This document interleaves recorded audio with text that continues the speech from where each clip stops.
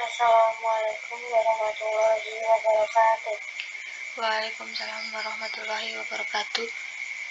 Kami dari kelompok 6 akan mempresentasikan tentang makalah kami yang berjudul menerapkan tujuan laboratorium yang beranggotakan saya Ella Cynthia Fatma dan teman saya Fatimah Zahra.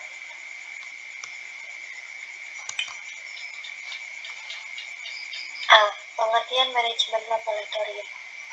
Manajemen laboratorium adalah usaha untuk mengelola laboratorium. Bagaimana suatu laboratorium dapat dikelola dengan baik sangat ditentukan oleh beberapa faktor yang saling berkaitan satu dengan yang lainnya.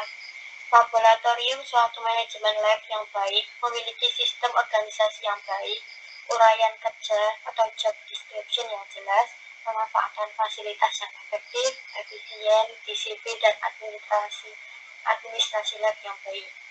Bagaimana mengelola lab dengan baik adalah menjadi tujuan utama sehingga semua pekerjaan yang dilakukan dapat berjalan dengan lancar. B. Tujuan manajemen laboratorium. Yang pertama yaitu menyeluruh dalam melaksanakan pengamatan dan dengan hati-hati dalam perekaman selama pengamatan. Kedua, dapat menginterpretasikan hasil percobaan untuk mendapatkan penemuan dan dapat memecahkan masalah. Yang ketiga, mampu merencanakan dan melakukan eksperimen. Yang keempat, terampil dalam menggunakan alat laboratorium. Yang kelima, menumbuhkan sikap produktif terhadap kegiatan praktis. Selanjutnya, presentasi ini akan dilanjutkan oleh teman saya, Mbak Fatimah Zahra. Silakan. Baik, terima kasih. Yang ketiga, yang C, manajemen operasional laboratorium. Untuk mengelola laboratorium yang baik, harus dipahami perangkat-perangkat manajemen laboratorium, yaitu yang pertama, tata ruang. Laboratorium harus ditata sedemikian rupa sehingga dapat berfungsi dengan baik.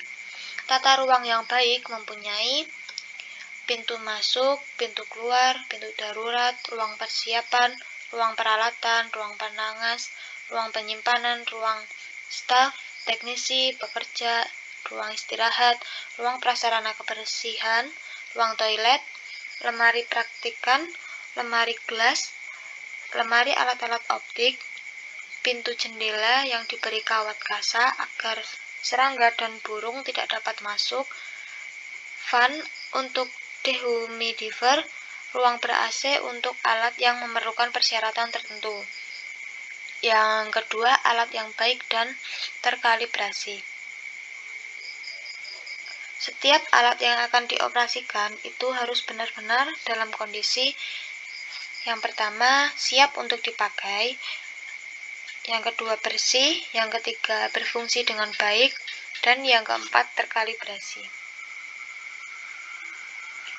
Yang ketiga, infrastruktur. Meliputi sarana utama dan sarana pendukung. Sarana utama mencakup bahasan tentang lokasi laboratorium, konstruksi laboratorium, dan sarana lain, termasuk pintu utama, pintu darurat, jenis meja kerja atau peralatan, jenis atap, jenis dinding, lantai, pintu, lampu yang dipakai, kamar penangas, pembuangan limbah, jenis ventilasi, jenis AC, dan jenis tempat penyimpanan, dan sebagainya. Yang kedua, sarana pendukung. Sarana pendukung mencakup bahasan tentang ketersediaan energi listrik, gas, air, alat komunikasi, dan pendukung keselamatan kerja seperti pemadam kebakaran, hidran, dan sebagainya. Yang keempat, administrasi laboratorium. Administrasi laboratorium meliputi segala kegiatan administrasi yang antara lain terdiri atas A. Inventaris peralatan laboratorium, B. Daftar kebutuhan alat baru, alat tambahan, alat yang rusak, dan alat yang dipinjam atau dikembalikan. C. Surat masuk dan surat keluar. Daftar pemakai laboratorium sesuai dengan jadwal kegiatan praktikum atau penelitian. Yang E.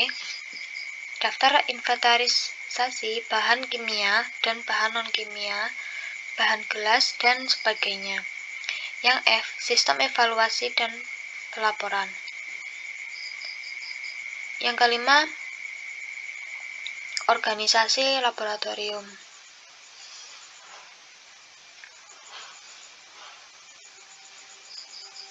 Organisasi laboratorium meliputi struktur organisasi, deskripsi pekerjaan, serta susunan personalia yang mengelola laboratorium tersebut.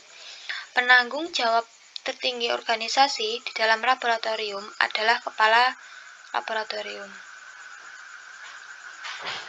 Para anggota laboratorium yang berada di bawah kepala laboratorium juga harus sepenuhnya bertanggung jawab terhadap semua pekerjaan yang dibebankan kepadanya. Yang selanjutnya, perangkat-perangkat manajemen laboratorium yaitu fasilitas pendanaan. Fasilitas pendanaan meliputi ketersediaan dana sangat diperlukan dalam operasional laboratorium. Tanpa adanya dana yang cukup, kegiatan laboratorium akan berjalan tersendat-sendat, bahkan mungkin tidak dapat beroperasi dengan baik. Selanjutnya, inventarisasi dan keamanan.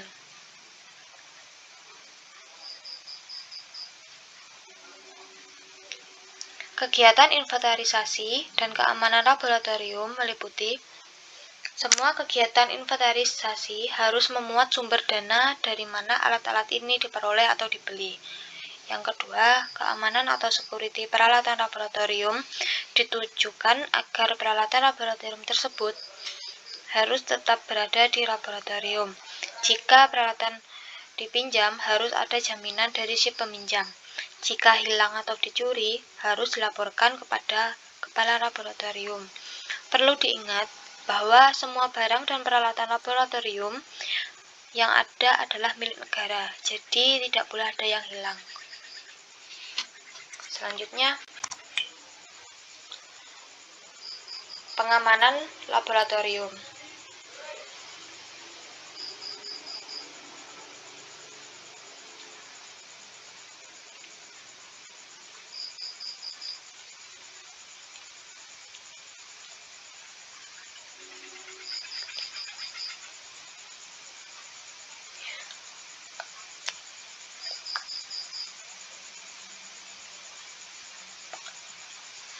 Pengamanan laboratorium meliputi tanggung jawab kepala laboratorium, anggota laboratorium, termasuk asisten yang bertanggung jawab penuh terhadap segala kecelakaan yang mungkin timbul. Yang kedua, kerapian. Semua koridor dan jalan keluar dan alat pemadam api harus bebas dari hambatan seperti botol-botol dan kotak-kotak. Yang ketiga, kebersihan. Kebersihan dalam laboratorium menjadi tanggung jawab bersama pengguna laboratorium. Yang keempat, konsentrasi terhadap pekerjaan. Setiap pengguna laboratorium harus memiliki konsentrasi penuh terhadap pekerjaannya masing-masing, tidak boleh mengganggu pekerjaan orang lain, dan tidak boleh meninggalkan percobaan yang memerlukan perhatian penuh. Selanjutnya, pertolongan pertama. Semua kecelakaan bagaimanapun ringannya harus ditangani di tempat dengan memberikan pertolongan pertama. Selanjutnya, pakaian.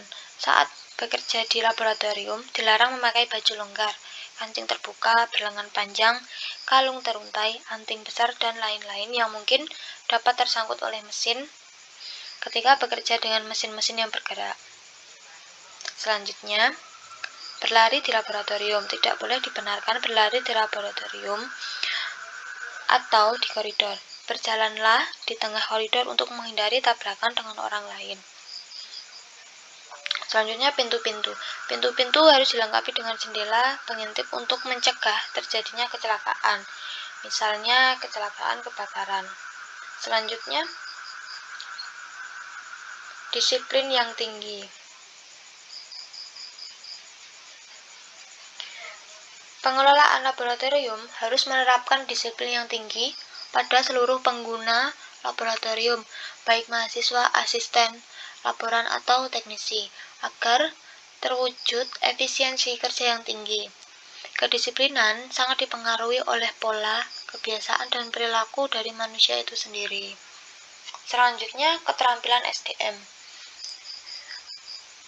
Pengelola laboratorium harus meningkatkan keterampilan semua tenaga laboratorium atau teknisi. Peningkatan keterampilan dapat diperoleh melalui pendidikan tambahan seperti keterampilan khusus, pelatihan, maupun magang di tempat lain. Selanjutnya, peraturan dasar. Beberapa peraturan dasar untuk menjamin kelancaran jalannya pekerjaan di laboratorium dirangkum sebagai berikut. Yang pertama, dilarang makan atau minum di dalam laboratorium. Yang kedua, dilarang merokok. Yang ketiga, dilarang meludah. Yang keempat, jangan panik menghadapi bahaya kebakaran, gempa, dan sebagainya. Selanjutnya, dilarang mencoba peralatan laboratorium tanpa diketahui cara penggunaannya. Diharuskan menulis label yang lengkap. Selanjutnya, dilarang menghisap atau menyedot dengan mulut segala bentuk pipet. Selanjutnya, diharuskan memakai baju laboratorium. Dan yang terakhir, beberapa peraturan yang spesifik, terutama dalam pemakaian sinar X, sinar laser, alat-alat sinar UV, dan sebagainya. Selanjutnya, peraturan dasar.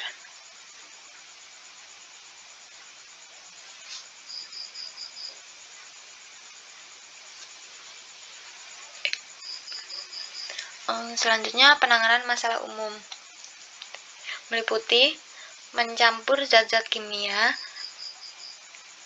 Selanjutnya, yang B, zat-zat baru atau kurang diketahui, membuang material-material yang berbahaya, dan tumpahan. Dan yang terakhir, jenis-jenis pekerjaan.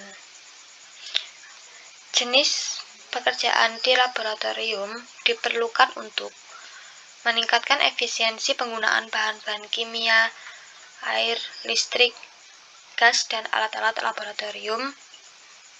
Dan yang kedua, untuk meningkatkan efisiensi biaya. Yang ketiga, meningkatkan efisiensi tenaga dan waktu. Yang keempat, meningkatkan kualitas dan keterampilan pengelola laboratorium dan laboran. Yang kelima, baik pengelola laboratorium dan laboran atau teknisi harus dapat bekerja sama dengan baik sebagai teamwork.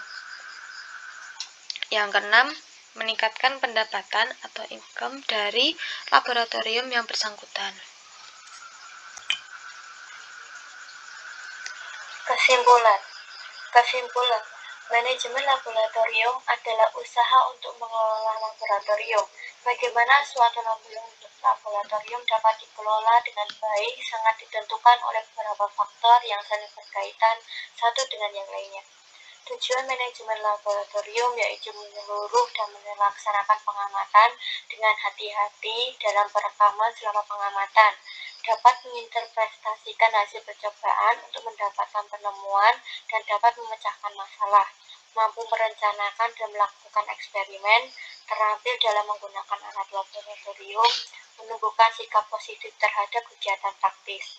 Untuk mengelola laboratorium yang baik harus dipahami perangkat-perangkat manajemen laboratorium yaitu tata ruang, alat yang baik dan berkalibrasi, infrastruktur, administrasi laboratorium, organisasi laboratorium, fasilitas perdanaan, inventaris dan keamanan, pengamanan laboratorium, disiplin yang tinggi, keterampilan SDM, peraturan dasar, penanganan masalah umum, dan jenis-jenis pekerjaan.